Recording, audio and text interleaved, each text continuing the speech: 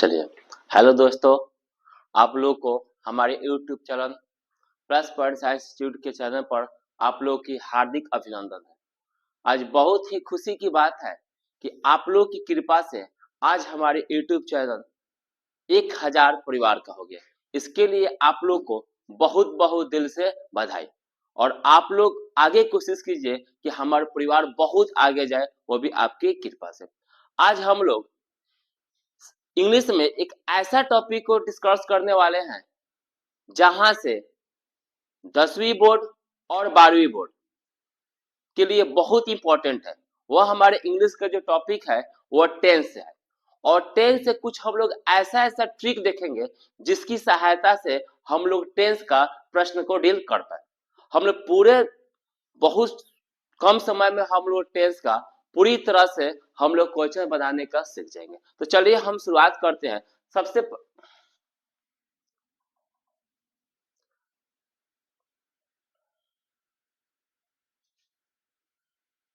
चलिए तो हम शुरुआत करते हैं आज का आपका पहला टेंस का ट्रिक।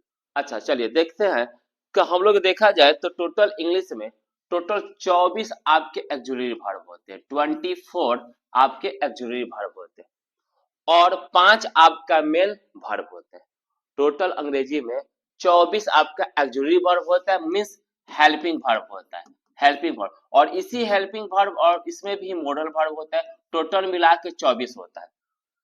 आज हम लोग ये देखेंगे, सबसे पहले क्लियर किया जाए, वर्ब का टोटल 5 रूप होता है, V1, V2, V3, V4, V5।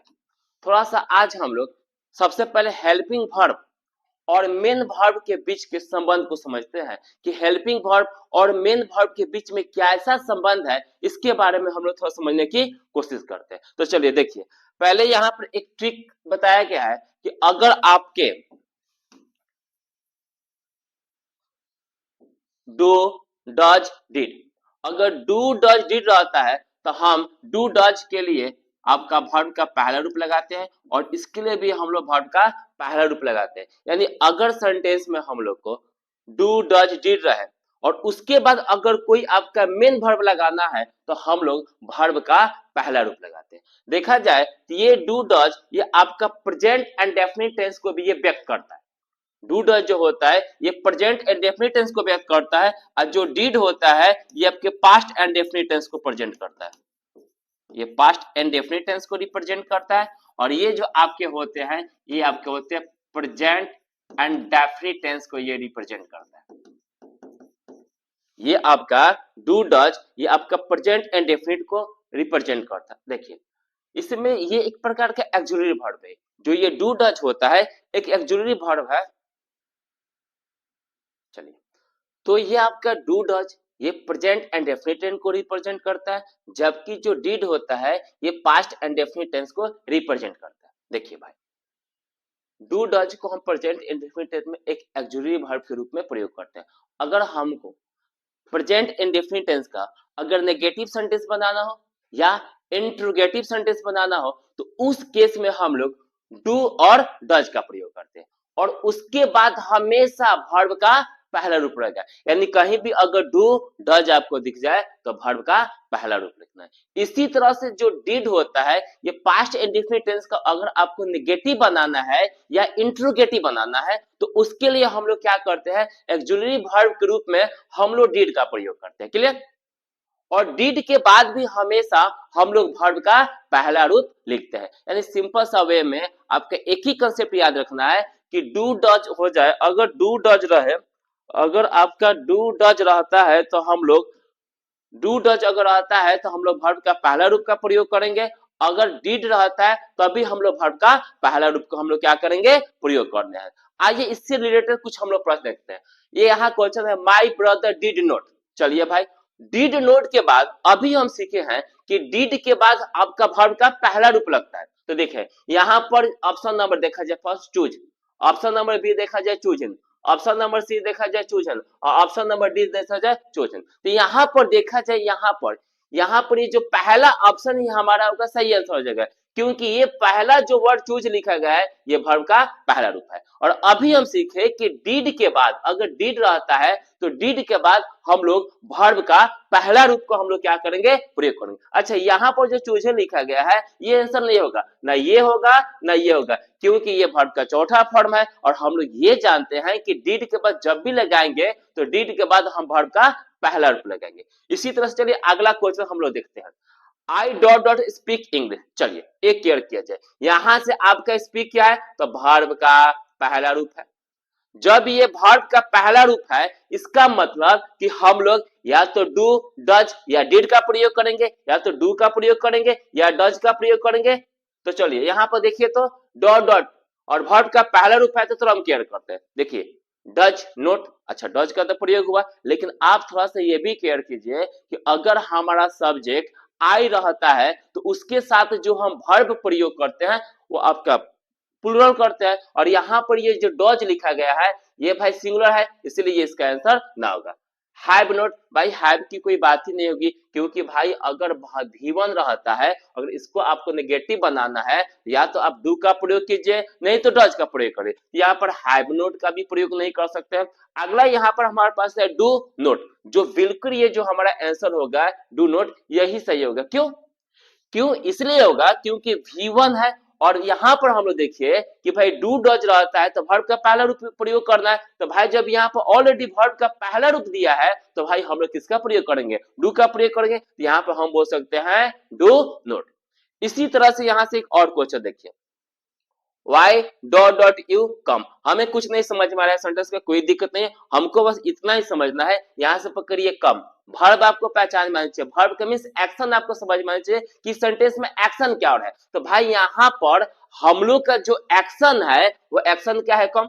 और यहाँ पर कम देखा जाए वर्ब का पहला रूप, जैसे ही वर्ब का पहला रूप आया तो हमारे दिमाग में एक ही बात जाना चाहिए, या तो डू होगा नहीं तो डज होगा नहीं तो डिड होगा। चलिए यहाँ पर क्लियर किया जाता है हैव नॉट, भाई हैव की कोई बात ही नहीं होगा क्योंकि यहाँ पर वर्ब का पहला रूप है। अच्छा यहाँ पर डिड नॉट, चलिए ये हमारा जो आंसर हो जाएगा ये बिल्कुल सही होगा, क्योंकि यहाँ पर देखा जाए कि वर्ब V1 के बाद या तो हम डू का प्रयोग करें या डज का प्रयोग करें या डिड का प्रयोग कब, नेगेटिव सेंटेंस में। अच्छा यहाँ पर देखा जाए शुड नोट की कोई बात ही नहीं होगी और उड नॉट का कोई बात ही नहीं होगा, तो जो हम लोग का आंसर हो जाएगा वो हमारा आंसर हो जाएगा डिड नॉट।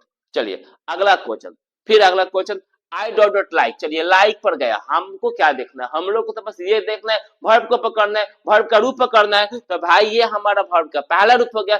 ये लाइक वर्ब का पहला रूप इसलिए हुआ क्योंकि आपका जो लाइक है ये आपका मेन वर्ब में आपके ये पुलर है। और जो भी हम लोग डिक्शनरी का वर्ड याद करते हैं, जो भी हम लोग डिक्शनरी का वर्ड याद करते हैं और जिस वर्ड से एक्शन का बोध होता है वह सारा का सारा वर्ड आपका पुलर होता है।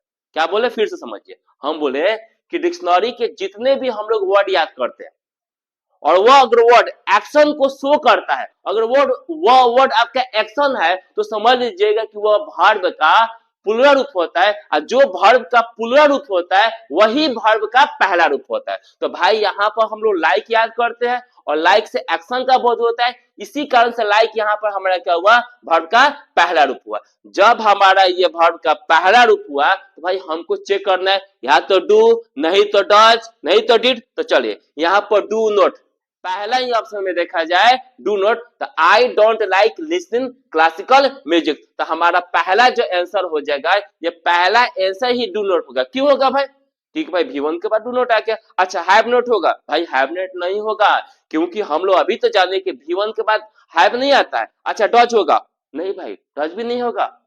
क्यों, क्योंकि यहाँ पर जो हमारा सब्जेक्ट है वो सब्जेक्ट हमारा क्या है, आई है, और आई के साथ डज का प्रयोग नहीं होता है।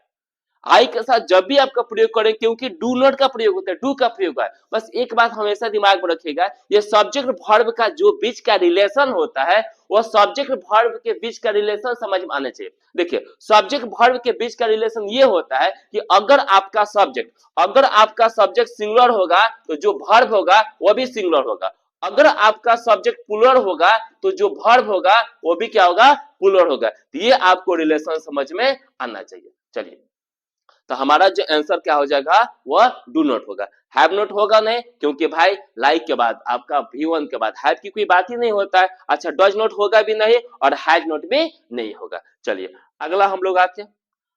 फिर एक हमारे पास यहाँ पर क्वेश्चन है वाई डोंट। अच्छा चलिए भाई, अभी देखिए do does did, do does did, do does, अच्छा यहाँ पर देखिए गो, अच्छा यहाँ पर वर्ब भी दे दिया, चलिए बहुत अच्छा। अब आपको बोल रहे सब्जेक्ट लगाइए, कोई चिंता की बात नहीं है। यहाँ पर डू से पता चला कि भाई ये प्लूरल है।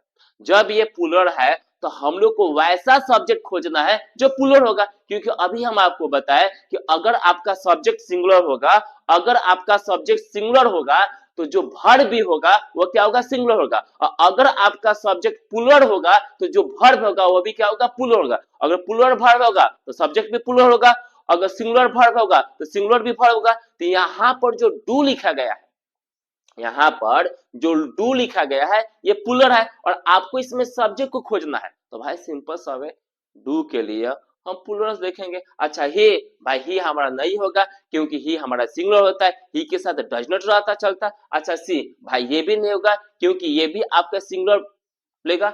अच्छा इट, भाई इट भी नहीं होगा, ये भी सिंगुलर होगा। ही सी इट, ये तीनों के तीनों इसके साथ हम डज नॉट का प्रयोग करते हैं, बट यहाँ पर डोंट है, इसलिए हमारा जो ऑप्शन हो जाएगा वो हमारा ऑप्शन हो जाएगा यू। चलिए अगला प्रश्न में है do U dot dot your first teacher. कोई बात नहीं, यहाँ पर पकड़ लिया, हमको क्या सिखाया गया है कि भाई डू देख लिए। अगर जैसे हम डू देखे तो हमारे दिमाग में एक ही बात जाना चाहिए कि हमको वर्ब का पहला रूप ही लगाना है, क्योंकि डू डज डिड के बाद हमेशा वर्ब का पहला ही रूप लगाना है। तो भाई देखिए तो यहाँ पर रिमेम्बर, यहाँ पर रिमेम्बरिंग, यहाँ पर दो ऑप्शन से हम हो गए, यहाँ पर रिमेम्बर्स हो जाएगा। चलिए अब देखिए यहाँ पर रिमेम्बरिंग होगा नहीं क्योंकि वर्ब का चौथा फॉर्म है। अच्छा ये वर्ब का आपका पांचवा फॉर्म हो जाएगा और ये वर्ब का पहला रूप हो जाएगा। चलिए अब सब्जेक्ट के अकॉर्डिंग काम करते हैं। यहाँ पर जो हमारा सब्जेक्ट यू है, भाई ये यू कैसा सब्जेक्ट है, तो भाई प्लूरल सब्जेक्ट है। तो जब हमारा सब्जेक्ट प्लूरल होगा तो जो इसके साथ लगने वाला वर्ब होगा वो भी क्या होगा, प्लूरल होगा।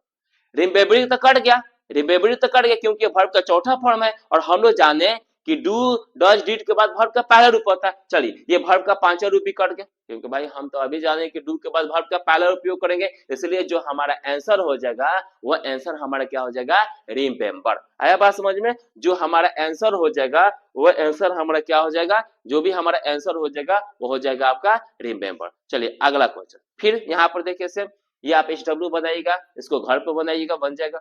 फिर इसी तरह से अगला एक और थोड़ा सा समझते हैं।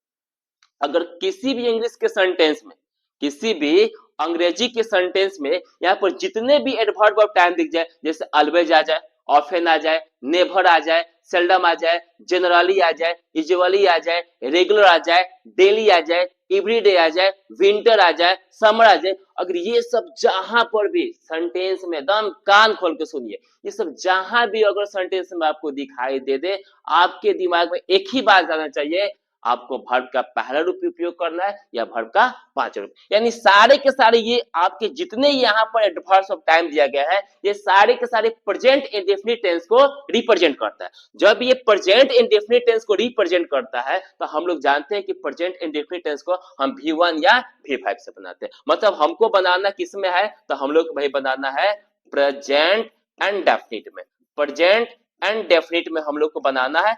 यानी आप सिंपल से उतना भी दिमाग मत रखिए, बस इतना ही दिमाग में इतना वर्ड याद रखिए, उसके बाद आपका वर्ब का पहला रूप या वर्ब का पांचवा रूप का उपयोग करना। अच्छा ये सब क्या क्या बताता है, ये हैबिचुअल एक्शन को बताता है, यानी जो आपका आदत है, ये आपका रूटीन एक्शन को बताता है, ये यूनिवर्सल ट्रूथ को बताता है, ये फिक्स प्लान को बताता है। ये जितने भी वर्ड है प्रेजेंट इंडेफिनिट टेंस भाई हैबिचुअल एक्शन को भी शो करता है, रूटीन एक्शन को भी शो करता है, आपके यूनिवर्सल ट्रूथ को भी शो करता है, और जितने भी फिक्स प्लान होते हैं वो सारे के सारे फिक्स प्लान को भी क्या करता है, शो करता है। चलिए इस पर हम लोग एग्जाम्पल बनाने को काम करेंगे। देखिए पहला हमारे पास यहाँ पर सवाल है आई ऑलवेज। भाई हमको इस सेंटेंस में कुछ नहीं समझ में आ रहा है, बस हम एक ही एक वर्ड पकड़ लिए ऑलवेज। जैसे ही हम ऑलवेज पकड़े तो हमारे दिमाग में एक ही बात जाना चाहिए, वर्ब का पहला रूप या वर्ब का पांचवा रूप। क्लियर? अब देखिए अब वर्ब का पहला रूप और वर्ब का पांचवा रूप। चलिए हम कैसे ऑप्शन को पहले काटते हैं। देखिए भाई शैल वास होगा नहीं, क्यों होगा, क्योंकि भाई वर्ब का ये पहला रूप है नहीं। अच्छा हैड वास होगा नहीं, हटाइए। अब हमारे पास मात्र दो ऑप्शन बच रहा है, एक ऑप्शन बच रहा है वास और एक ऑप्शन बच रहा है वास। अच्छा ये भी जाना कि भाई V1 या V5 का प्रयोग कर सकते हैं। अच्छा यहाँ पर जो वास हो गया ये वर्ब का पहला रूप हो गया और यहाँ पर जो वासस हो गया ये वर्ब का पांचवा रूप हो गया। अब तो आपके दिमाग में होगा कि भाई V1 लगाए तो V5 लगाए, तो अब सब्जेक्ट पाइए। सब्जेक्ट वर्ब का रिश्ता, subject singular verb singular, subject plural verb plural. यहाँ पर आई, और देखिए एक आई ऐसा सब्जेक्ट होता है ना, एक आई ऐसा सब्जेक्ट हो जाए जो टेंस के अनुसार वर्ब लेता है। कहीं कहीं आई सिंगुलर वर्ब लेता है और कहीं कहीं आई आपका प्लूरल वर्ब लेता है। तो प्रेजेंट एंड डेफिनिट टेंस में ये जो आई होता है ये आपका प्लूरल वर्ब लेता है। इसी कारण से हमारे यहाँ पर जो आंसर हो जाएगा वह आंसर हो जाएगा वास। चलिए अगला सवाल, Amar says that dot dot dot dot dot dot English lesson everyday. बस हमको कुछ मतलब दिया, हमको अर्थ नहीं समझना है, हमको एग्जाम में और समझ के थोड़े लिखना है, हमको सवाल बनाना है। अब चलिए हमारे पास एक छोटा सा चीज मिल गया, एवरीडे। जैसे ही एवरीडे मिला तो हमारे माइंड में क्या आ जाना चाहिए, वो एवरीडे यानी वर्ब का पहला रूप और नहीं तो वर्ब का पांचवा रूप, यही दिमाग में जाना चाहिए। अब चलिए हम ऑप्शन से कैसे काम करते हैं, चलिए ऑप्शन काटना सीखते हैं। देखिए यहाँ पर लिखा है हैज टेकन, गलत बात, ये वर्ब का पहला रूप नहीं है ना, ये वर्ब का पांचवा रूप है, ये ऐसी तरह कट गया। इज टेकिंग, नहीं भाई हमको तो वर्ब का पहला रूप लेना है और नहीं तो वर्ब का पांचवा रूप, ये भी कट गया। अब हमारे टेकिंग, भाई ये वर्ब का चौथा फॉर्म, ये भी कट गया। बस सिंपल सा वे हमारे पास आंसर बच गया, टैक्स हो गया। हम चाहे तो ऑप्शन को भी इमुलेट कर करके हम अपना आंसर बना सकते हैं। अगला question, water dot at 0 degree 0 centigrade, ये प्रकार का यूनिवर्सल ट्रूथ है, यानी जो पानी होता है ना वो 100 डिग्री सेल्सियस पर क्या करता है, उबलता है। ये भाई सही बात है, ये साइंटिफिक फैक्ट भी है और ये एक यूनिवर्सल ट्रूथ भी है। यूनिवर्सल ट्रूथ का मतलब हर एक जगह जो समान होता है। ऐसा तो होता है कि आज ही 0 डिग्री सेल्सियस पर पानी पिघलता है, आज से 100 साल पहले भी वही होता था और आने वाला भी समय होगा, उस समय में भी जो पानी होगा वो आपके 0 डिग्री सेल्सियस में पिघल गए। यानी यूनिवर्सल ट्रूथ का मतलब होता है एक ऐसा ट्रूथ ना जिसको समय प्रभावित कर सके और ना जिसको प्लेस प्रभावित कर सके, उसी को हम लोग बोलते हैं यूनिवर्सल ट्रूथ। तो यहाँ पर एक यूनिवर्सल ट्रूथ की बात आ जाएगा तब भी हम वर्ब का पहला रूप या वर्ब का पांचवा रूप। आइए फ्रीजर जैसे देखें काट देंगे, क्यों, क्योंकि भाई ये वर्ब का पहला रूप नहीं तो वर्ब का दूसरा रूप हो गया। यहाँ पर देखिए ये फ्रीजिंग, इज फ्रीजिंग काटिए ये भी, क्योंकि ये वर्ब का आपका ये इजाम हो गई तो कंटिन्यूअस को बताता है। अब हमारे पास दो ऑप्शन बचा, एक फ्रिज एक फ्रीजर। अच्छा यहाँ पर ये जो फ्रिज हो गया ये वर्ब का पहला रूप हो गया और यहाँ पर ये जो फ्रीजेज हो गया ये वर्ब का पांचवा रूप हो गया। अब आइए जब ऐसा कंडीशन आए तो फिर हम वही दिमाग लगाएंगे, subject singular verb singular, subject plural verb plural. तो देखा जाए यहाँ पर जो वाटर होता है, वाटर एक अनकाउंटेबल नाउन होता है और दुनिया का जो भी अनकाउंटेबल नाउन होता है वो सारे के सारे आपके सिंगुलर होते हैं। इसका मतलब जब वाटर सिंगुलर हो गया तो इसके साथ लगने वाला जो वर्ब भी होगा वो भी क्या होगा, आपका सिंगुलर होगा। इसका मतलब जो हमारा आंसर हो जाएगा वो हमारा आंसर क्या होगा, फ्रीजेज। अगला सवाल, ये आपके घर पर बनाइएगा SW में एक सवाल, इसको जरूर कमेंट बॉक्स में बता के आप जरूर इसको बताइएगा। इससे पहले भी एक क्वेश्चन आपको दिए थे, उसको भी आपको कमेंट बॉक्स में उसके आंसर जरूर बताना है। चलिए अगला हमारे पास एक थर्ड ट्रिक आता है, एक और हमारे पास ट्रिक आता है कि देखिए is am are was were, ये सारे के सारे ऑक्सिलरी वर्ब और इनके बाद आपका वर्ब का चौथा फॉर्म लगता है। देखिए इज एम, जब भी एक बात आपको एकदम सिंपल, जब भी आपका वर्ब का चौथा फॉर्म कहीं भी देखे, वर्ब का चौथा फॉर्म का मतलब वर्ब में वर्ब के पहला रूप में अगर आईएनजी लगा रहता है उसको हम क्या बोलते हैं, उसी को बोलते हैं वर्ब का चौथा फॉर्म। जैसे हम बोले प्ले, तो प्ले आपका वर्ब का पहला रूप हुआ और जैसे इस प्ले में हम आईएनजी जोड़ देंगे तो वह हमारा बन जाएगा वर्ब का चौथा फॉर्म। तो एक बात सिंपल सा दिमाग में समझिए, जब भी वर्ब का चौथा फॉर्म आएगा, जब भी वर्ब का चौथा फॉर्म कभी अकेला नहीं आएगा, वो अपने साथ कुछ ना कुछ ऑक्सिलरी वर्ब लेकर आता है। क्या बोले, वर्ब का चौथा फॉर्म कभी भी अकेला नहीं आता है, वो जब भी आएगा तो अपने साथ ऑक्सिलरी वर्ब लेकर आएगा। कौन कौन से ऑक्सिलरी वर्ब लेकर आएगा, तो देखिए या तो इज लेकर आएगा, एम आर वाज वर, यानी इन सारे अगर एक्सुलरी वर्ब रहते हैं तो इन सारे एक्सुलरी वर्ब के बाद वर्ब का कौन सा रूप आता है भाई, तो वर्ब का चौथा फॉर्म आता है। चलिए आया बात समझ में। अब हम सवाल बनाते हैं, I am dot dot my bed. चलिए भाई अभी हम सीखे भाई एम आ गया ना, चलो भाई जब एम आ गया तो इसके बाद आने वाला वर्ब का चौथा फॉर्म होना चाहिए, क्योंकि अभी हम सीखे कि is am are was were रहता है तो इसके बाद आने वाला जो वर्ब होता है वो वर्ब का चौथा फॉर्म होता है। चलिए यहाँ पर हैड मेकिंग होगा जी, नहीं होगा, क्यों, क्योंकि भाई ये चौथा फॉर्म है नहीं। चलिए इसको काटिए। टू मेक होगा, नहीं होगा, क्योंकि इसमें चौथा फॉर्म की बात ही होगा। मेक होगा, नहीं होगा, क्योंकि ये तो वर्ब का चौथा फॉर्म है नहीं, तो वर्ब का पहला रूप है, ये इन्फिनेटिव हो गया। ये ऐसे भी इसका कोई हैड मेकिंग का कोई मीनिंग नहीं होता है। चलिए अब हमारे पास एक ही ऑप्शन बचा, मेकिंग।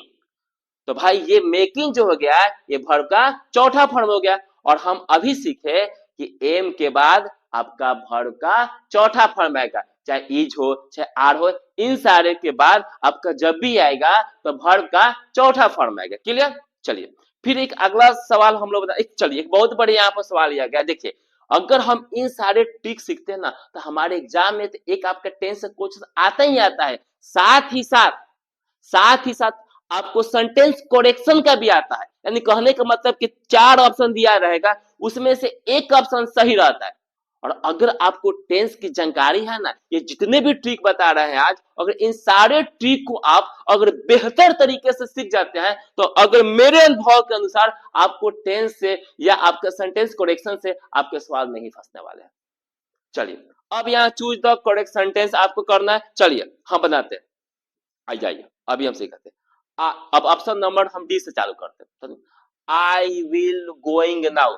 अच्छा एक बात बताइए, यहाँ पर गोइंग क्या हो गया, गोइंग आपका वर्ब का चौथा फॉर्म हो गया, और जैसे ही वर्ब का चौथा फॉर्म हुआ तो इसके साथ जो एक्सुलरी वर्ब आनी चाहिए वो एक्सुलरी वर्ब या तो इज आनी चाहिए, नहीं तो आर आनी चाहिए, नहीं तो एम आनी चाहिए, नहीं तो वाज आनी चाहिए, नहीं तो वर आनी चाहिए। तो ना इसमें इज है, ना इसमें आर है, ना इसमें वाज है, ना इसमें वर है, यहाँ पर विल है, जो आपका ये ऐसे भी नहीं होगा, गलत हो गया। चलिए अगर हम इस ऑप्शन पर देखते हैं, आई गॉन नाउ, भाई इसमें तो कहीं है ही नहीं, क्योंकि अच्छा एक और बता दे, ये गॉन क्या हुआ, ये वर्ब का तीसरा फॉर्म हुआ, और वर्ब का तीसरा फॉर्म भी कभी अकेला नहीं आता है, वो भी अपने साथ कुछ ना कुछ एक्सुलरी वर्ब लेकर। अब क्या लिखा है इसके जस्ट बात हम लोग देखेंगे। क्लियर, ये भी नहीं होगा। चलिए इसको बताइए, आई गोइंग। चलिए ये देखिए वर्ब का चौथा फॉर्म है। अब भाई वर्ब का चौथा फॉर्म कभी अकेला अइबे नहीं करता है, ये भी हमारा गलत। अब हमारे पास एक ही ऑप्शन बना, आई एम गोइंग नाउ। देखिए ये गोइंग हमारा वर्ब का चौथा फॉर्म हो गया।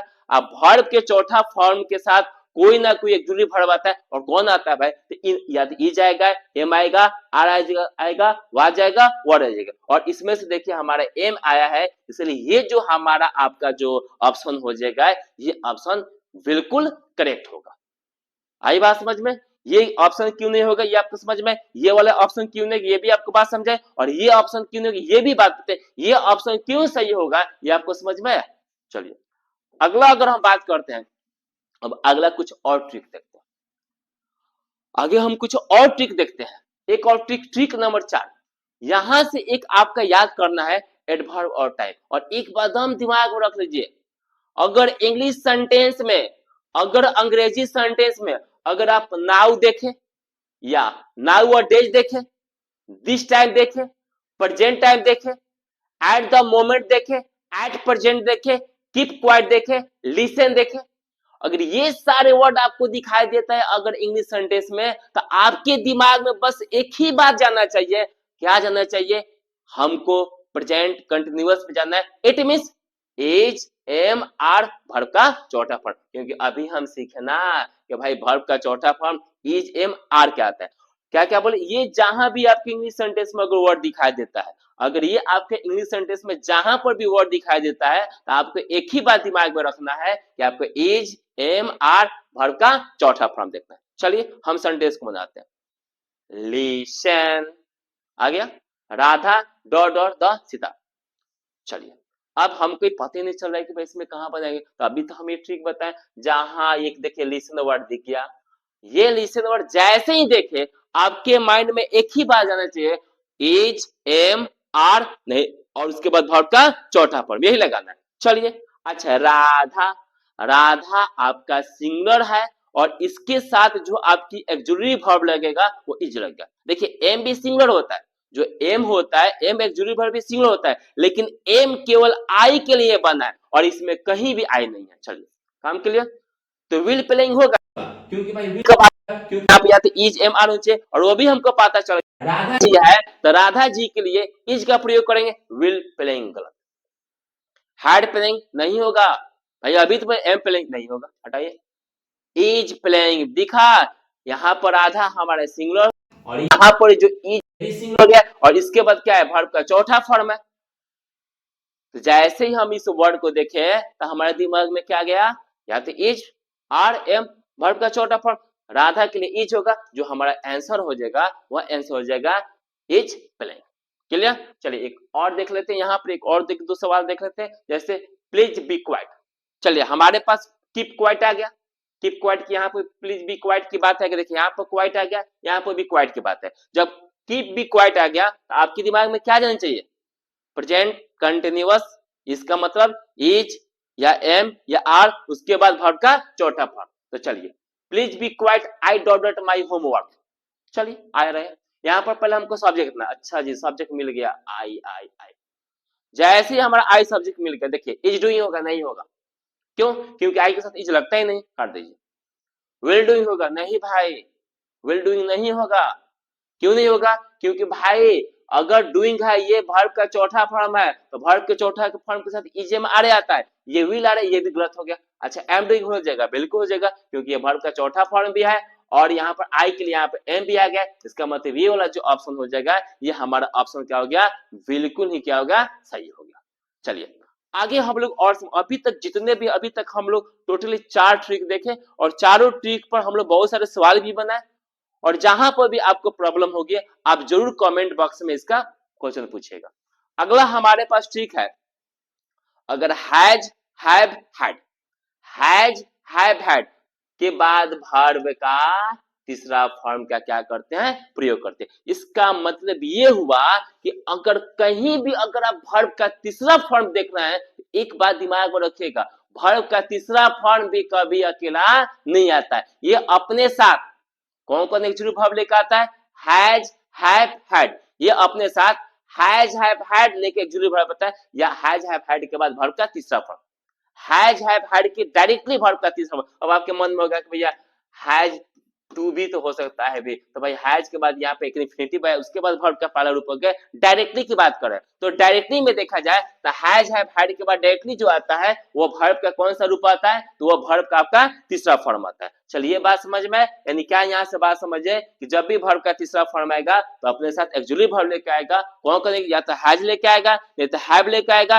नहीं तो हैड लेके आएगा। चलिए यहाँ पर सवाल बनाया गया, he has dot dot the prize, आया बात समझ। चलिए यहाँ पर हम क्या देखें, हैज, और हैज आ गया तो आपके दिमाग में एक ही बात जाना चाहिए, जैसे ही आपने हैज देखा तो आपके माइंड में एक बात जाना चाहिए कि हमको वर्ब का तीसरा फॉर्म लेना है, क्यों, क्योंकि हैज हैव हैड के बाद वर्ब का तीसरा ही फॉर्म आता है और कोई दुनिया का फॉर्म नहीं आ सकता, जब भी आएगा हैज हैव के बाद डायरेक्टली तो वर्ब का तीसरा फॉर्म आता है। विंग्स होगा जी, ये तो वर्ब का पांचवा रूप है, ये गलत। विन होगा नहीं, ये तो वर्ब का आपका पहला रूप है, गलत। विल विन होगा नहीं, ये नहीं होगा क्योंकि ये भाई आपके विल वाला आ गया, और यहाँ पर आ गया ऑन, ये आपका हो गया वर्ब का तीसरा फॉर्म। और अभी हम सीखे कि भाई हैज हैव हैड के बाद जब भी हम प्रयोग करेंगे तो हैज हैव हैड के बाद वर्ब का तीसरा फॉर्म का ही हम लोग क्या करेंगे, प्रयोग करेंगे। चलिए एक और क्वेश्चन लेते हैं, have U dot dot him. चलिए यहाँ पर जैसे ही हैव देखे तो हमारे माइंड में एक ही बात जाना चाहिए, वर्ब का तीसरा फॉर्म। चलिए यहाँ पर सा, ये भाई वर्ब का दूसरा फॉर्म, यहाँ पर सी, ये वर्ब का पहला रूप, यहाँ पर हैड सीन, ये हैड सीन नहीं होगा क्योंकि आपके हैव के बाद क्या होगा, वर्ब का तीसरा फॉर्म होगा, ये भी गलत।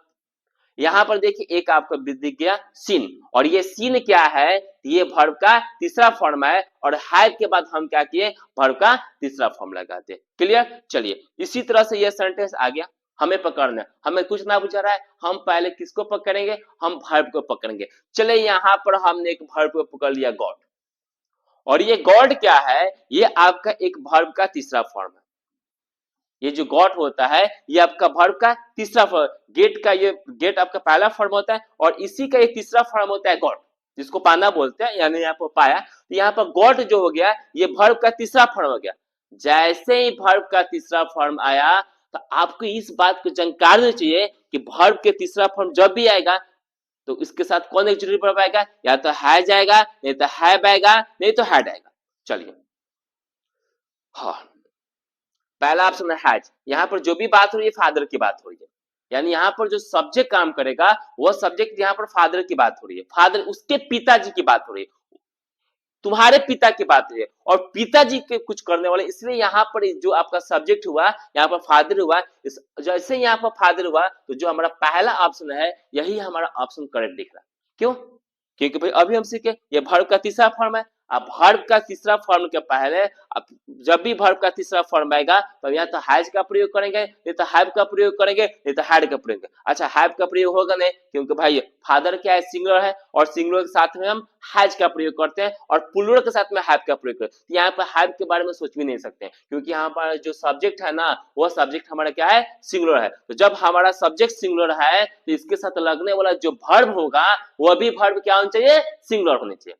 चलिए, एम नहीं होगा, वर्ब ये भी नहीं होगा, यानी जब भी होगा गॉट आ जाए, जब भी वर्ब का तीसरा फॉर्म आ जाए तो वर्ब का तीसरा फॉर्म जब भी रहेगा या तो हैज का प्रयोग करें या हैव का प्रयोग करें, नहीं तो हैड का प्रयोग करें। चलिए, यहाँ तक अभी तक जितने हम लोग देखे ये आपका ट्रिक नंबर कितना, ये 5 तक का हम लोग क्लियर हुआ। चलिए, और ट्रिक है, कम से कम 10 आपके ट्रिक है और बढ़िया समझते हैं। चलिए, और आइए ट्रिक नंबर 6 पर थोड़ा केयर किया जाए। बोला जा रहा है कि अगर आप अंग्रेजी का क्वेश्चन देखिए, अगर अंग्रेजी के क्वेश्चन पढ़ते समय अगर आपका कुछ एडवर्स वर्ब टाइप दिखाई देगा, जैसे till now, lately, recently, so far, yet, as yet, several type, अगर जैसे ये सब आपको वर्ड दिखाई दे तो एक ही बात दिमाग में रखना है, हैज, हैव, या तो हैज या हैव और वर्ब का तीसरा फॉर्म, यही हमको लगाना है, या तो हैज लगाइए, हैव वर्ब का तीसरा फॉर्म। कब? अगर आप कोई भी अंग्रेजी का सेंटेंस पढ़ रहे हैं, अगर उस सेंटेंस में अगर ये कोई भी वर्ड आपको दिखाई देता है तो आपको एक ही बात दिमाग में रखना है, आपको हैज या हैव वर्ब का तीसरा फॉर्म निकलना है। क्लियर? चलिए, यहाँ पर एक सवाल करते हैं, दे डॉट रंग बैक येट। चलिए, अब हमको नहीं समझ में कि क्या लगा, यहाँ पर 4 गो ऑप्शन दिख रहा है। अगर हमको कुछ कंसेप्ट नहीं पता रहेगा तो चारों ऑप्शन ही हमको सही दिखाएगा और समझ में नहीं आ रहा है कि भाई क्या लगाएंगे, तो हम यहाँ पर एक वर्ड पकड़ लिए YET। जैसे हम YET पकड़े, येट पकड़े, तो हमारे दिमाग में क्या बात आना चाहिए, हैज या हैव वर्ब का तीसरा फॉर्म, हैज, हैव या वर्ब का तीसरा form, sorry, has, have verb का तीसरा फॉर्म। अब चले यहाँ पर पकड़े, यहाँ पर सब्जेक्ट हमारा क्या है, दे है।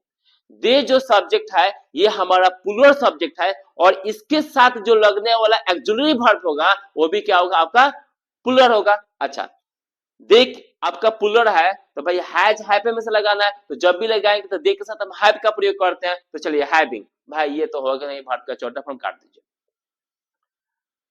हैज ये भी नहीं होगा, क्यों? क्योंकि हैज सिंगुलर है और हमारा जो सब्जेक्ट है वो हमारा सब्जेक्ट क्या है, प्लूरल है, और जब हमारा सब्जेक्ट प्लूरल होगा तो इसके साथ लगने वाला जो ऑक्सिलरी वर्ब होगा वो भी हमारा प्लूरल होना चाहिए, और यहाँ पर हैज है। अब देखिए, हैव नोट और एक लिखा है हैज नोट, तो भाई हैज तो होगा नहीं, क्यों? क्योंकि भाई यहाँ पर सब्जेक्ट दे है तो उसके साथ हैज का प्रयोग कर नहीं सकते, यानी हमारे पास एक ही ऑप्शन होगा, हैव नोट।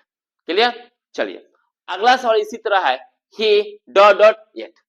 चलिए, हमको जैसे येट दिखाई दे तो हमारे दिमाग में एक ही बात जाना चाहिए, क्या जाना चाहिए, हैज या हैव वर्ब का तीसरा फॉर्म, हैज या हैव वर्ब का तीसरा फॉर्म। चलिए, ही डॉट हैव पैटर्न ही काट दीजिए, आगे पढ़ना ही नहीं है कि ये वर्ब आपका सही है गलत, कोई नहीं पढ़ना है। ही के साथ हैव का प्रयोग कर ही नहीं सकते हैं क्योंकि ही आपका जो सब्जेक्ट हुआ ये सिंगुलर सब्जेक्ट हुआ, और इसके साथ जो भी आप एक जरूरी वर्ब लगाइएगा वो कैसा एक जरूरी वर्ब लगाइएगा, तो आपको एक जरूरी वर्ब लगाना है, सिंगुलर ही लगाना है। और यहाँ पर जो हैव हो गया ये प्लूरल हो गया, काट दीजिए ऐसे। वाज ना भाई, वाज भी नहीं होगा, क्यों? क्योंकि हैज हैव होनी चाहिए, वर्ब का तीसरा फॉर्म होना चाहिए, इसी तरह ऑप्शन काटते हैं। ठीक है, अगर हम लोग को ऑप्शन काटने आ गया ना, और ये ऑप्शन तभी काट सकते हैं जब हम लोग ये ट्रिक समझ में आएगा, कंसेप्ट समझ में आएगा, तभी हम लोग क्या कर सकते हैं, ऑप्शन को काट सकते हैं। देखिए कैसे यहाँ पर हम दो ऑप्शन काट दिए, क्योंकि हमको पता चल गया जैसे एट वर्ड दिखाई दिया तो हमारे दिमाग में बात गया हैज या हैव प्लस वर्ब का तीसरा फॉर्म। अच्छा यहाँ पर जो ही हुआ ये हमारा क्या है, सिंगुलर है, तो यहाँ पर हैव होगा नहीं, अच्छा वाज के बाद होगा नहीं, विल का भी बात नहीं होगा, यानी हमारे पास एक ही ऑप्शन बच रहा है जो ऑप्शन नंबर डी है, हैज अराइव्ड। देखिए ये आपका हैज हो गया और यहाँ पे अराइव्ड क्या हो गया, वर्ब का तीसरा फॉर्म हो गया। क्लियर। एक और चीज देखिए, यहाँ पर एक और ट्रिक समझते हैं। ट्रिक नंबर जो 7 है ये भी बहुत हमारे एग्जाम में पूछता है। यहाँ के समझने की कोशिश कीजिए कि अगर सिंस रहे और फॉर है और इसके साथ टाइम लगा रहा है, अगर कहीं सेंटेंस पढ़ रहे हैं, ठीक है, अगर सिंस आ गया या फॉर आ गया और प्लस टाइम हो गया तो एक बात दिमाग में रखिएगा, इसके साथ हैज हैव बीन वर्ब का चौथा फॉर्म को प्रयोग करेंगे। क्या प्रयोग करेंगे, तो हम जो प्रयोग करेंगे वह प्रयोग करेंगे कब, जब सिंस या फॉर प्लस टाइम रहे। जब सिंस फॉर प्लस टाइम रहे तो इसके साथ हम क्या प्रयोग करेंगे, तो इसके साथ हम प्रयोग करेंगे हैज या हैव प्लस बीन वर्ब का चौथा फॉर्म, और नहीं तो हैड प्लस बीन वर्ब का चौथा फॉर्म। चलिए अब हम सवाल को आते हैं, क्या समझे, फिर से समझिए हम क्या बताएं। हम यहाँ पर आपको यही बताए कि अगर किसी सेंटेंस में, अगर इस फॉर्मेट है, अगर ये फॉर्मेट दिया रहा है, मतलब सिंस हो फोर हो, सिंस या फोर प्लस टाइम दिया रहे, तो आपके दिमाग में एक ही बात जाना चाहिए, वो कहां बनाइए, तो उसको बनाइए प्रेजेंट परफेक्ट कंटिन्यूअस, नहीं तो पास्ट परफेक्ट कंटिन्यूअस, यही दो बनता है। फ्यूचर के लिए जाएंगे तो भाई यहाँ पर आपका फॉर नहीं होता है। क्लियर। चलिए ये हम प्रयोग करेंगे। अब यहाँ पर एक हम सवाल लिए, सवाल हमारे ये है I dot dot here since, जैसे सिंस दिखाई दिया और इसके साथ टाइम, भाई मॉर्निंग एक टाइम ही को ना व्यक्त करता है, सुबह टाइम हुआ, जैसे यहाँ पर हम सिंस देखे इसके बाद हम जैसे ही टाइम देखे तो हमारे दिमाग में एक ही बात जाना चाहिए, हैज या हैव बीन वर्ब का चौथा फॉर्म। चलिए अब देखते हैं,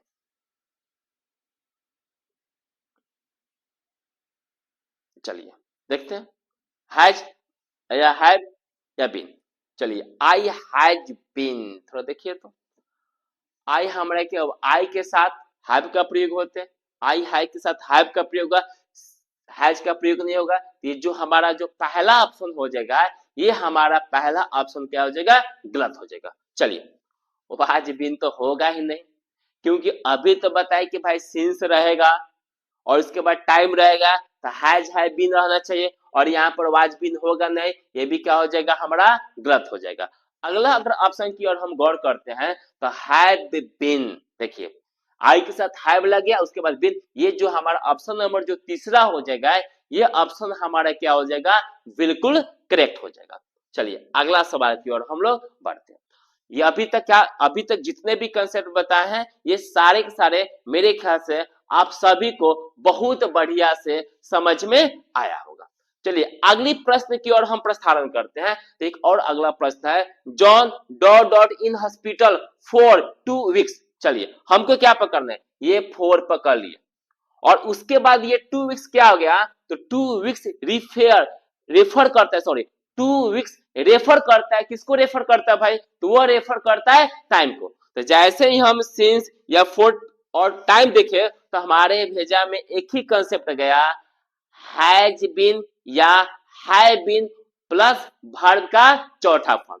चलिए लाइट तो होगा नहीं, हटाइए क्योंकि ऐसे भी गलत हो गया, इज लाइंग होगा नहीं क्योंकि भाई आपका सिंस और फॉर उसके बाद आपका टाइम रहता है, तो भाई आपका जब भी यहाँ पर, चलिए वर्ब का चौथा फॉर्म है लेकिन यहाँ पर इज हो, जो कि गलत हो जाएगा, लाइज होगा नहीं, और हमारे पास एक ही ऑप्शन बचा हैज बीन, देखिए हैज भी आ गया। अच्छा जॉन क्या हो गया, तो जो जॉन हो गए वो जॉन आपके सिंगुलर सब्जेक्ट हो गए, जब ये सिंगुलर सब्जेक्ट आ गए तो इनके साथ लगने वाले जो आपके एक्जुलरी वर्ब होगा वो क्या होगा, सिंगुलर होगा। तो यहाँ पर जो हैज एक्जुलरी वर्ब हुआ, ये हैज एक्जुलरी वर्ब क्या हुआ, सिंगुलर हो गया। इसलिए हमारा पास जो ऑप्शन हो जाएगा, ये जो पहला ही ऑप्शन बोला गया है कि John has been laying in hospital for 2 weeks, यानी हमारा जो पहला ऑप्शन हो गया है, यही हमारा ऑप्शन क्या हो जाएगा, सही हो जाएगा। चलिए फिर हम अगला सवाल देखते हैं, चलिए पकड़ते हैं। रीडिंग,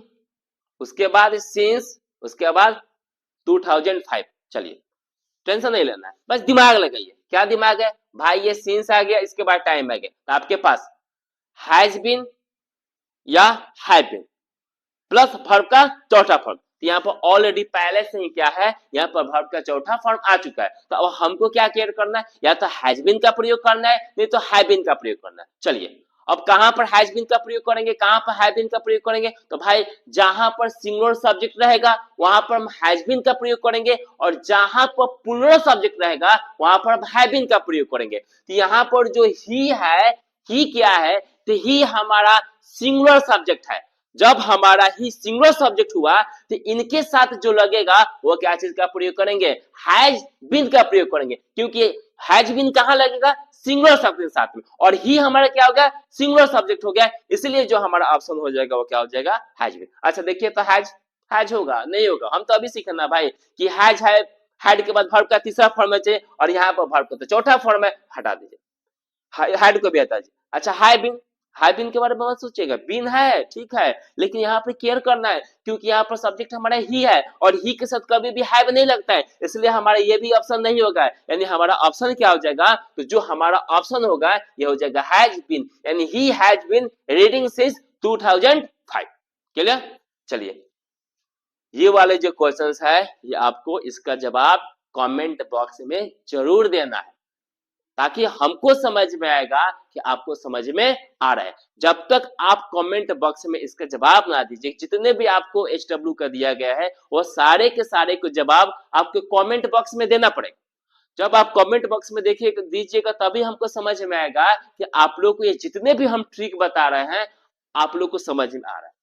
आप जो कमेंट करते हैं इससे हम लोग की एनर्जी मिलेगा, और जितना कमेंट करिएगा और आपके पास जो सजेशन हो उस सजेशन को भी अगर आप बताते हैं तो हम लोग को उससे एनर्जी मिलता है, इसलिए कृपया आप जरूर कमेंट करिएगा। चलिए अगला हम लोग टाइप पे आते हैं, अगला ट्रिक पर आते हैं। अगला ट्रिक सीखते हैं कि अगर किसी भी सेंटेंस में अगर हम अंग्रेजी का कोई सेंटेंस पढ़ रहे हैं, अगर उस सेंटेंस में अगर हम लोग को पढ़ते समय लास्ट वर्ड आ जाए, पास्ट आ जाए, एगो आ जाए, यस्टरडे आ जाए, इन 2005 आ जाए, इन 2010 आ जाए, जो भी ईयर आ जाए, द अदर डे आ जाए, बिफोर आ जाए, अगर ये सब आप जब भी अंग्रेजी का सवाल बना रहे हैं अगर ये सब आपको वर्ड दिखाई दिया तो आपके दिमाग में एक ही बात जाना चाहिए कि आपको वर्ब का सेकंड फॉर्म का उपयोग करना है, यानी वर्ब का सेकंड फॉर्म का प्रयोग करना है। क्या बोले एक बार फिर से समझिए, क्या बोले, अगर अंग्रेजी का सेंटेंस पढ़ते समय बनाते समय अगर आपको लास्ट दिखे, पास्ट दिखे, एगो देखे, यस्टरडे देखे, इन 2005 देखे, मतलब जो भी इनके पास जो भी ईयर दिखे, आपका द अदर डे देखे, बिफोर देखे, तो इनके साथ वर्ब का दूसरा फॉर्म को प्रयोग करते हैं। यानी सारे के सारे जो भी आपके वर्ब ऑफ टाइम है ये सारे के सारे पास्ट इंडेफिनिट टेंस को व्यक्त करता है, और हम लोग जानते हैं कि पास्ट इंडेफिनिट टेंस का जो बनाने का तरीका होता है वह होता है सब्जेक्ट प्लस V2, इसलिए यहाँ पर हम वर्ब का सेकंड फॉर्म का प्रयोग करेंगे। चलिए हम इस पर कुछ सवाल लेते हैं। एक सवाल है कि V dot dot him yesterday. चलिए हम जैसे ही यस्टरडे देखे, हम जैसे यहाँ पर यस्टरडे देखे, हम जैसे यहाँ पर यस्टरडे देखे, तो यस्टरडे देखने जैसे यस्टरडे देखते हमारे दिमाग में क्या जाना चाहिए, वर्ब का सेकंड फॉर्म। कौन सा रूप भाई, वर्ब का सेकंड फॉर्म। चलिए चेक करते हैं। वेयर विजिटिंग, नहीं भाई गलत, वेयर विजिटिंग होगा नहीं, वेयर विजिटिंग क्यों होगा, गलत है, क्योंकि हम तो जाने कि भाई अगर वर्ड यस्टरडे रहेगा इसके साथ जो लगने वाला वर्ब रहेगा वह वर्ब का कौन सा फॉर्म रहेगा, तो वर्ब का सेकंड फॉर्म रहेगा। क्लियर। चलिए अच्छा विजिट, ये भाई होगा नहीं, ये तो वर्ब का पहला फॉर्म है, तो वर्ब का पहला फॉर्म तो उपयोग नहीं करना है। हैज विजिटेड, नहीं ये भी नहीं होगा, यानी हमारा जो ऑप्शन हो जाएगा वो विजिटेड, और ये जो विजिटेड वर्ड हो गया ये वर्ब का सेकंड फॉर्म हो गया, और ये स्टडी के बाद वर्ब का सेकंड फॉर्म पे क्या करना है, प्रयोग करना है। चलिए इसी तरह से एक अगला भी देखते हैं। He dot dot a tip last night, जैसे यहाँ पर लास्ट वर्ड दिखे तो हमारे दिमाग में एक ही बात आनी चाहिए, वर्ब का सेकंड फॉर्म। चलिए हैव सीन, नहीं जी ये तो वर्ब का सेकंड फॉर्म है ही नहीं। सिंग, नहीं जी ये तो वर्ब का सेकंड फॉर्म है ही नहीं।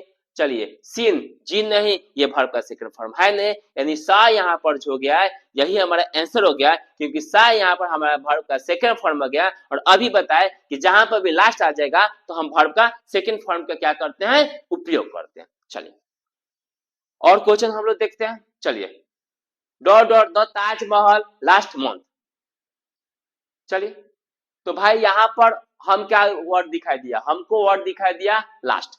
जैसे ही हम लोग को वर्ड लास्ट दिखाई दिया तो हम लास्ट मंथ हो, लास्ट ईयर हो, लास्ट डे हो, ये जैसे ही आपको वर्ड दिखाई देगा सेंटेंस में, देखिए सेंटेंस देखिए, जैसे ही वर्ड दिखाई दिया तो हमारे दिमाग में एक ही बात आनी चाहिए कि हमको वर्ब का सेकेंड फॉर्म का प्रयोग करना है। चलिए विजिट होगा जी, विजिट नहीं होगा क्योंकि विजिट वर्ब का पहला रूप है, और हमको वर्ब का सेकंड फॉर्म लगाना है क्योंकि हमने लास्ट वर्ड दिखा है। अच्छा विल विजिट होगा, ये भी नहीं होगा, गलत है। विजिटिंग होगा, नहीं होगी तो वर्ब का चौथा फॉर्म है, ये होने वाला नहीं है। यानी यहाँ पर जो विजिटेड वर्ड होगा यही आपका बिल्कुल सही आंसर हो जाएगा। क्यों, क्योंकि ये वर्ब का सेकंड फॉर्म है, और हम लोग जानते हैं कि लास्ट के साथ आपको वर्ब का कौन सा रूप लगाना है, तो लास्ट के साथ आपका वर्ब का सेकंड फॉर्म लगाना है। क्लियर। चलिए और ये एक क्वेश्चन आपको फिर आपको इसका जवाब कमेंट बॉक्स में देना है। चलिए अगला एक और हम ट्रिक देखते हैं। ट्रिक नंबर हम लोग 9 देखते हैं। अगर अगर आप अंग्रेजी का सेंटेंस पढ़ रहे हो, अगर अंग्रेजी का सेंटेंस पढ़ते समय डैट दे आ जाए, भाई डैट क्या होता है, दिस का पास्ट होता है, तो दिस जब प्रेजेंट में प्रयोग होगा तो डैट कहाँ प्रयोग होगा, पास्ट में प्रयोग होगा। तो डैट दे आ जाए, डैट दे आ जाए, डैट ईयर आ जाए, डैट मंथ आ जाए, दोज डेज आ जाए, एट द टाइम आ जाए, एट द मोमेंट आ जाए, अगर ये सारे वर्ड आते हैं ना तो आपको एक ही बात दिमाग में रखना है, वाज और या वर्ड प्लस वर्ब का चौथा फॉर्म क्या प्रयोग करना है, वाज या वर्ड प्लस का प्लस वर्ब का चौथा form, was word plus verb का चौथा फॉर्म प्रयोग करना है। क्लियर। चलिए I dot English at the time.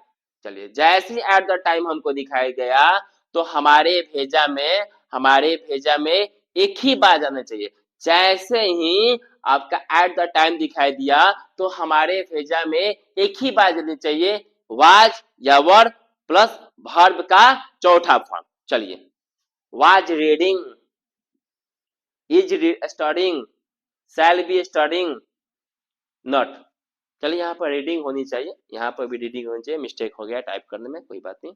चलिए ये जो हम अच्छा इज स्टडिंग मान लेते हैं स्टडिंग, तो भाई देखिए तो भाई इज कहां से होगा, क्योंकि ये तो आपको पास्ट में जाएगा और इज तो आपका प्रेजेंट ऐसे भी कर देगा, साल की बात नहीं होगा, नॉट की बात नहीं होगा, यानी जो हमारे पास जो पहला ऑप्शन बच गया वो हो जाएगा वाज रीडिंग। चलिए अगला सवाल हम लोग देखते हैं, अगला सवाल हम लोग क्लियर करते हैं। I dot dot a noble that day, जैसे ही हम डैट डे देखे तो हमारे दिमाग में क्या गया होगा, वाज या वर प्लस वर्ब का चौथा फॉर्म, वाज या वर प्लस वर्ब का चौथा फॉर्म। क्लियर। अब आइए यहां से देखा जाए तो रीड नहीं होगा क्योंकि वर्ब का पहला फॉर्म है और वर्ब का पहला फॉर्म होगा नहीं। अच्छा यहाँ पर इज रीडिंग भी नहीं होगा, क्यों होगा इज रीडिंग, क्योंकि भाई आपको पास्ट में जाना है तो ये भी नहीं होगा। अच्छा वाज रीडिंग, ये बिल्कुल हमारा जो आंसर हो जाएगा, ये वाज रीडिंग, ये बिल्कुल हमारा सही आंसर हो जाएगा। चलिए अगला कुछ हम लोग ट्रिक सीखते हैं, और हम लोग कुछ ट्रिक सीखने की कोशिश करते हैं। ट्रिक ये है कि अगर आप सेंटेंस पढ़ रहे हैं, अगर सेंटेंस पढ़ते समय, अगर आप कोई सेंटेंस पढ़ रहे हैं, अगर सेंटेंस पढ़ते समय आपको टुमारो दिखाई दे, next day, next week, next month, next year, after tomorrow, ये सारे वर्ड आपको दिखाई देता है तो आपको एक ही बात दिमाग में रखना है, शैल या विल वर्ब का पहला रूप। शैल या विल वर्ब का पहला रूप। क्या दिमाग में रखना है? शैल या विल वर्ब का पहला रूप। चलिए अब क्वेश्चन देखते हैं, फिर से समझिए। अगर ये सब आपको वर्ड दिखाई दे, टुमारो दिखाई दे, नेक्स्ट डे दिखाई दे, नेक्स्ट ईयर दिखाई दे, नेक्स्ट मंथ दिखाई दे, अगर ये सारे के सारे आपको वर्ड दिखाई देते हैं तो इसके साथ क्या प्रयोग करना है? शैल या विल प्लस वर्ब का पहला रूप देखना है। क्लियर? चलिए यहां से देखते हैं, दे डॉट डॉट हेयर नेक्स्ट। जैसे ही हमें एक वर्ड दिखाई दिया तो हमारे दिमाग में चाहिए शैल या विल वर्ब का पहला फॉर्म, शैल या विल वर्ब का पहला फॉर्म। तो देखिए हैड होगा जी, गलत। कम होगा जी, गलत। कमिंग होगा, अच्छा हैड कम एक में कमिंग होगा जी, नहीं तो वर्ब का चौथा फॉर्म है। हमको बताया गया कि शैल विल वर्ब का पहला फॉर्म चाहिए, ये भी हटाइए। केम होगा, ये तो भिट्टू है, ये भी नहीं होगा। यानी हमारा जो आंसर हो जाएगा, ये आंसर जो विल कम। लेकिन एक और देखा जाए यहाँ पर आपका विल के बारे में देख सकते, विल तो लगता नहीं है, लेकिन यहाँ पर एक नेसेसरी के बताया जा रहा है। ई ऑप्शन, चलिए यहाँ पर थोड़ा नेक्स्ट में थोड़ा केयर कर लीजिएगा, यहाँ पर स्पेलिंग थोड़ा मिस्टेक से टाइप हो गया, इसके लिए सॉरी। LEXT होता है। चलिए यहाँ पर भी यहाँ पर एक्स बना लीजिएगा भाई, यहाँ पर आप एक्स बना लीजिए, ठीक। चलिए तो जैसे ही देखिए they dot dot here next week, तो जैसे जैसे ही हमको लिस्ट दिखाई दिया तो हमारे दिमाग में एक ही बात आनी चाहिए, शैल या विल, उसके बाद वर्ब का कौन सा पहला रूप। क्लियर? चलिए हैड होगा नहीं, अच्छा कमिंग होगा नहीं, क्या बनेगा? विल कम जो होगा यहाँ पर हमारा क्या हो जाएगा? विल कम हो जाएगा, क्योंकि हमको पता है। देखिए शैल कहाँ लगता है और विल कहाँ लगता है, थोड़ा सा केयर कर लीजिए बस। शैल आई वी के साथ शैल लगता है, और बाकी जितने भी सब्जेक्ट होते हैं उन सारे सब्जेक्ट के साथ हम विल का प्रयोग करते हैं। क्लियर? यहाँ तक आपको कंसेप्ट समझ में आया होगा। चलिए यहाँ पर करते अगला सवाल, U dot dot get a new dress tomorrow. जैसे ही टुमारो वर्ड दिखाई दिया तो हमारे दिमाग में क्या जाना चाहिए? हमारे दिमाग में जाना चाहिए शैल या विल। चलिए हैड नोट होगा नहीं, डिड नोट होगा नहीं, डू होगा नहीं। क्यों? क्योंकि टुमारो रहेगा तो हम लोग को शैल या विल का प्रयोग करना है। क्लियर? और हमारे यहाँ टुमारो जैसे ही दिखाई दिया तो हम क्या चीज का प्रयोग करेंगे? तो हम प्रयोग करेंगे विल का प्रयोग करेंगे। चलिए यहां तक आपको समझ में आया होगा। चलिए अगला थोड़ा सा एक ट्रिक हम लोग समझने की कोशिश करते हैं। देखिए दो सेंटेंस होगा, ठीक, दो सेंटेंस होगा, जिस सेंटेंस में शर्त लगा और एक सेंटेंस होगा जो अन्य सेंटेंस होगा, और दोनों का दोनों फ्यूचर में रहेगा। आपका दोनों का दोनों लगे, हिंदी में देखिएगा तो दोनों का दोनों फ्यूचर में रहेगा, या भी फ्यूचर में रहेगा। तो एक में बनाना है V1 या V5 और एक में बनाना है शैल या विल। जैसे समझिए ही शैल गेट, चलिए आगे वेट इफ इट। चलिए यहां पर कंडीशन की बात आ गया, यहां पर जैसे ही कंडीशन की बात आ गया तो हमारे भेजा में चाहिए V1 या V5, V1 या V5 जिस कंडीशन वाला। यानी एक बात दिमाग में छोड़िए, उतना दिमाग में, अगर दो सेंट इफ या व्हेन दो चीज हो तो एक याद रखिए, अगर इफ के इधर अगर ये आपके फ्यूचर में रहेगा तो इधर आपको प्रेजेंट में देना है। यानी जो आपका इस टाइप का रहे। अच्छा यहाँ पर थोड़ा सा देखिए, यहाँ पर भी थोड़ा मिस्टेक हुआ है, स्पेलिंग में थोड़ा यहाँ पर देख ला जाए, टाइपिंग में मिस्टेक हुआ, SA यहाँ पर थोड़ा सा केयर कर लीजिएगा, SHALL, ये टाइपिंग में थोड़ा मिस्टेक हुआ। चलिए क्या बोले, तो ये इफ के बाद इधर वाला जो भी आपका कंडीशन रहेगा ये आपके प्रेजेंट में जाएगा। क्लियर? चलिए देखिए when Sita dot dot back well comma we will discuss the problem. देखिए तो ये एक ये हो गया और एक आपका यहाँ पर सेंटेंस ये हो गया। तो जो भी आपका कंडीशन वाला सेंटेंस रहेगा, यानी जिसमें शर्त लगा रहेगा, जिसमें भी शर्त लगा रहेगा उसको कहां बनाना है? तो उसको बनाना है प्रेजेंट में। विल कम होगा नहीं, केम होगा नहीं, हैज कम होगा नहीं। यानी हमारे पास जो ऑप्शन हो जाएगा वो हमारे पास ऑप्शन क्या हो जाएगा? हमारे पास ऑप्शन हो जाएगा फर्स्ट। एक बार और कहती है, जितने भी आपके मॉडल्स होते हैं, जितने भी मॉडल वर्ब होते हैं, तो मॉडल वर्ब के बाद हमेशा वर्ब का पहला फॉर्म का प्रयोग करेंगे। जैसे can, could, may, might, should, जितने भी आपके मॉडल, टोटल 13 मॉडल वर्ब होते हैं, और इन सारे मॉडल वर्ब के बाद हम वर्ब का पहला रूप का ही प्रयोग करते हैं। जैसे एग्जांपल क्लियर करते हैं, जैसे बोले I can dot dot dot read. यहाँ पर एक सवाल दे देते हैं, I can dot dot read. अब देखिए ऑप्शन दिए यहाँ पर, sorry, I can dot dot दे देते हैं, यहाँ पर ऑप्शन दे देते हैं रीड, बी नंबर देते हैं इज रीडिंग, सी नंबर दे देते हैं वाज रीडिंग, और एक डी नंबर ऑप्शन दे देते हैं आपका रीड्स। चलिए अब जैसे कैन देखिए, तो कैन क्या है, एक मॉडल वर्ब है, और जब भी मॉडल वर्ब के बाद हम उपयोग करेंगे तो मॉडल वर्ब के बाद पहला वर्ब का उपयोग करेंगे, यानी वर्ब का जो पहला रूप होगा उस वर्ब का पहला रूप का उपयोग करते हैं। तो देखिए तो रीड्स होगा जी, रीड्स नहीं होगा क्योंकि रीड वर्ब का पांचवा रूप है। ये आपका वाज रीडिंग होगा, इज रीडिंग होगा, यानी जो हमारा ऑप्शन हो जाएगा वो हमारा ऑप्शन क्या हो जाएगा, रीड होगा। तो इस तरह से जितने भी टेंस थे, जितने भी टेंस के इंपॉर्टेंट रूल्स थे, इंपॉर्टेंट जितने भी ट्रिक्स थे, वह सारे के सारे ट्रिक्स बताए। और एक दिन हम लोग जितने भी बहुत टेंस पर तो हम बहुत सारे क्वेश्चन प्रैक्टिस कर लिए, और आपका काम है कि प्रीवियस ईयर्स का जितना भी टेंस रिलेटेड सवाल हो आपको जरूर सेंटेंस को बनाना है। तो आप लोग जरूर कमेंट कीजिएगा कि ये वीडियो कैसा लगा। बहुत बहुत धन्यवाद।